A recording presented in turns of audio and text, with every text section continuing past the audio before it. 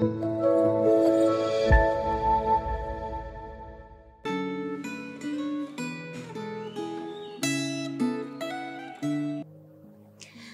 jemaat yang terkasih dalam Tuhan, kita pada hari ini berjumpa kembali untuk bersama-sama merefleksikan gema kita. Namun sebelumnya mari kita masuk di dalam doa. Ya Tuhan, terima kasih, kami bersyukur kesempatan yang masih Tuhan berikan, kami boleh kembali akan merenungkan firman Tuhan. Kiranya Roh Kudus menerangi hati dan pikiran kami untuk mengerti kebenaran-Mu. Karena itu kami serahkan waktu ini, berkatilah, dalam nama Tuhan Yesus kami berdoa. Amin. Saudara-saudara, bacaan gema kita pada hari ini sudah sampai di 1 Samuel pasal yang ke-18. Tetapi saya tidak akan membacakan secara menyeluruh di dalam pasal 18 ini, tetapi saya hanya akan baca ayat 6 sampai dengan ayat yang ke-8 saja. Demikian firman Tuhan.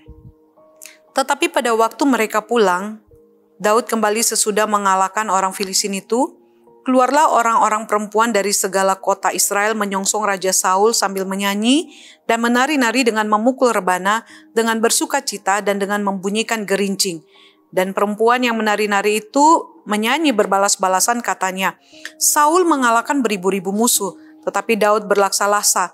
Lalu bangkitlah amarah Saul dengan sangat dan perkataan itu menyebalkan hatinya, sebab pikirnya kepada Daud diperhitungkan mereka berlaksa-laksa, tetapi kepadaku diperhitungkannya beribu-ribu. Akhir-akhirnya jabatan raja itu pun jatuh kepadanya. Ayat yang ke-9, saudara, saya tambahkan, dikatakan, sejak hari itu maka Saul selalu mendengki Daud. Saudara-saudara, demikian pembacaan firman Tuhan kita pada hari ini. Saudara, apakah saudara pernah merasakan cemburu atau iri hati? Saudara, apa sih sebenarnya cemburu atau iri hati itu? Saudara, rasa cemburu atau iri hati itu adalah salah satu musuh yang paling berbahaya sebenarnya di dalam kehidupan manusia. Ia seperti penyakit yang perlahan-lahan menggerogoti batin kita, hati kita, dan menuntut kita untuk melakukan hal-hal yang sangat mengerikan sekali. Di dalam Amsal 14 ayat 30 berkata bahwa iri hati akan membusukkan tulang. Nah, saudara, kecemburuan itu berkaitan erat dengan adanya rasa takut di dalam diri.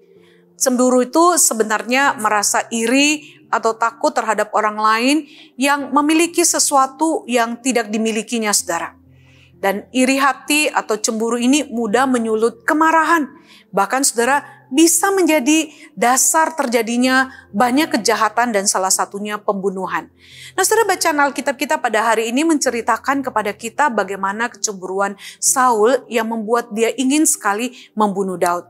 Sedangkan saudara, Daud berusaha untuk menenangkan dan mencoba untuk menolong Raja Saul menghadapi atau mengatasi depresinya pada saat itu. Nah, saudara, kecemburuan Saul kepada Daud itu dimulai karena segenap orang Israel pada waktu menyongsong Daud dengan sukacita, dan para perempuan itu menari, menyanyi sambil bersorak-sorai dan berkata, Saul membunuh beribu-ribu musuh, tetapi Daud berpuluh-puluh ribu. Nah, saudara, nyanyian itulah yang menyakiti hatinya, saudara.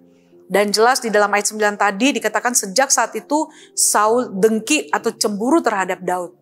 Dia mengingat, saudara, Daud itu sebenarnya adalah musuh yang mengancam popularitasnya, kekuasaannya, dan masa depan kerajaannya. Oleh karena itu, saudara, Saul pada saat itu menyusun rencana untuk menyingkirkan Daud. Nah, dalam bacaan Alkitab kita hari ini ada 3 hal yang dilakukan oleh Saul yang dapat kita lihat, yaitu yang pertama, Saul itu melemparkan tombak ke arah Daud. Nah, saudara bisa lihat mulai dari ayat 10 sampai ayat yang ke-11 di dalam pasal 18 ini. Kemudian yang kedua, kita melihat Saul itu berjanji untuk apa? Memberikan Merab, putri sulungnya, kepada Daud agar Daud itu melawan orang Filistin. Tetapi akhirnya dibatalkan, bukan? Saudara bisa lihat di dalam ayat 17 sampai 19. Dan yang ketiga, saudara, Saul memberikan putrinya Mikal kepada Daud dengan mas kawin 100 kulit katan orang Filistin. Saudara bisa lihat di dalam ayat 20 sampai 25. Sekeras apapun di sini kita melihat usaha daripada Saul, ternyata dia selalu gagal. Nah, kegagalan inilah yang menyadarkan Saul bahwa Tuhan itu benar-benar menyertai Daud dan putrinya memang mencintai Daud. Saul menjadi takut sekali kepada Daud pada saat itu. Namun kita melihat, saudara, Daud tidak pernah menganggap Saul itu sebagai musuh, tetapi Saul sendiri, saudara, yang memusuhi Daud seumur hidupnya. Nah, di sini betapa lelahnya kita lihat orang yang menjalani hidup yang penuh di dalam kecemburuan, kedengkian. Nah, saudara-saudara, ketika seorang pemimpin mempertahankan kesombongan, kecemburuan, dan ketakutannya, maka pemimpin itu akan menganggap orang lain itu sebagai ancaman di dalam kehidupannya. Karena kita tahu bahwa orang yang cemburu akan semakin takut terhadap keberhasilan orang lain. Akan merasa selalu menyerang orang lain dia. Akan menjadi orang yang insecure di dalam banyak hal. Oleh karena itu, saudara, bila kita membiarkan rasa cemburu, iri hati, dengki kepada seseorang berkembang, maka saudara, kita akan terhalang untuk bisa melihat bahwa Allah itu bekerja dan berkarya di dalam diri orang tersebut. Dan kita akan terhalang juga, saudara, untuk bisa mengasihi sesama kita sebagaimana Kristus mengasihi kita. Karena itu, saudara, ingatlah bahwa kasih yang sempurna itu sebenarnya melenyapkan ketakutan, kecemasan kita terhadap diri kita atau orang lain, saudara. Karena itu, saudara, ketika kita mungkin melihat keberhasilan orang lain, kemampuan, talenta, bakat, atau apapun yang dimiliki orang lain, minta Tuhan menolong kita untuk menjaga hati kita supaya hal-hal ini tidak membuat kita akhirnya iri, cemburu, dengki kepada orang lain. Tetapi kita dapat memandang kelebihan, kemampuan, talenta orang lain itu sebagai suatu kekayaan yang dapat kita saling memperlengkapi.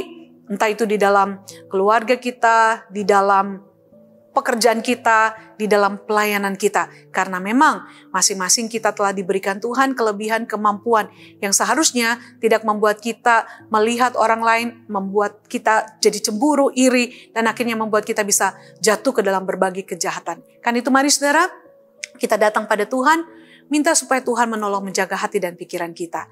Demikian refleksi Gema kita, mari kita masuk di dalam doa.